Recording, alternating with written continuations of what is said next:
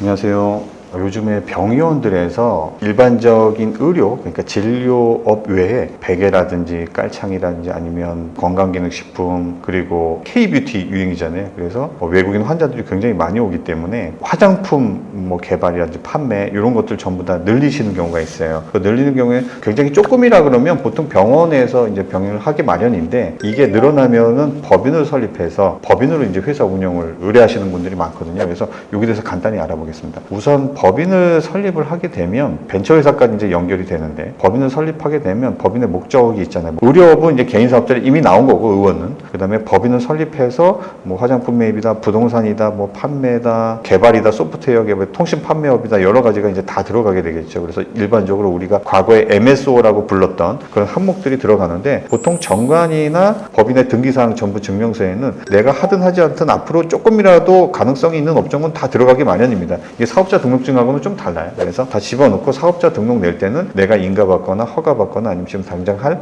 업종만 집어넣게 되겠죠. 그렇게 해서 집어넣는데 요즘에는 K-뷰티가 많이 유행을 하니까 화장품 OEM이나 ODM 사업을 많이 문의를 하세요. 근데 그거를 저희가 개발해 드리는 건 아니고 거기에 대한 이제 세무 관계를 문의를 하시는데 OEM하고 ODM은 조금 다르긴 합니다. OEM 같은 경우에는 주문자 상표 부착 생산 방식인데 이제 직접 개발 이제 설계 등을 해야 돼요. 근데 이런 역량이 부족하잖아요. 그래서 대체적으로 하는 게 ODM 개발입니다. ODM 개발 같은 경우에는 기존에 제조업자가 이미 개발 설계까지 다 끝난 상품들이라는 거예요. 한마디로. 거기에서 우리의 병원 상표라든지 브랜드를 붙여서 이제 판매를 하게 되는데 지금 병원에서 하고 있는 화장품 사업의 거의 대부분은 ODM이죠.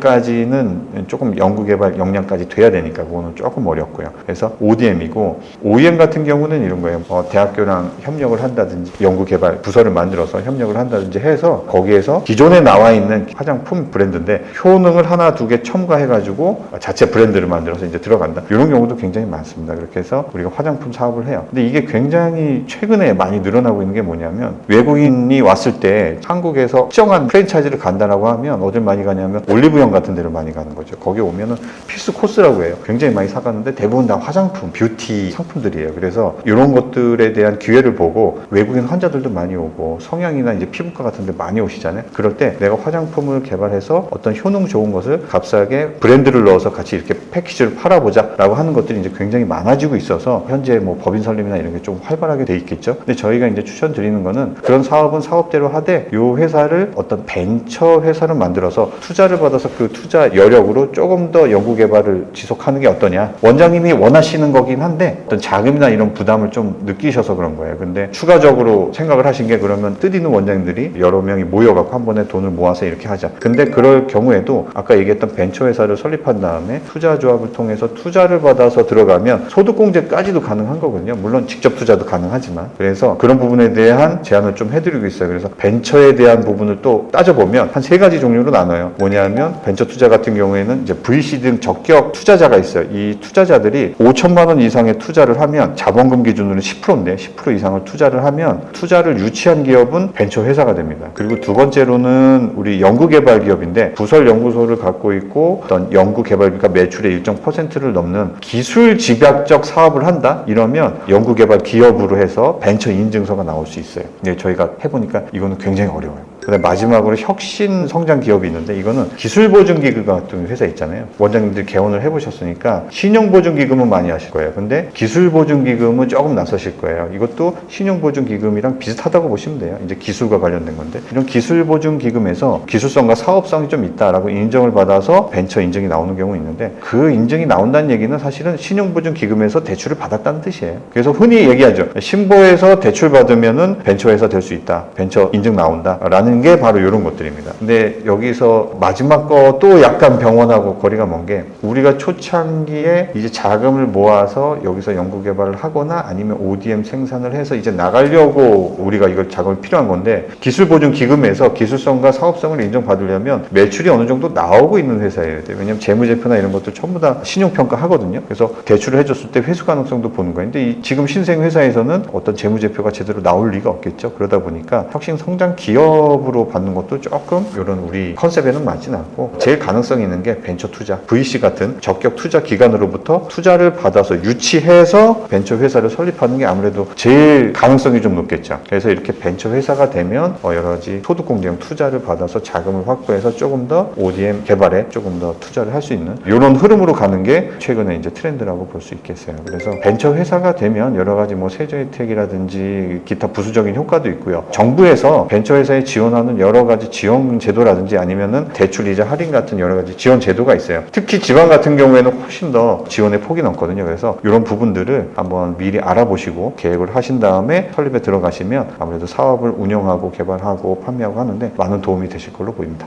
감사합니다.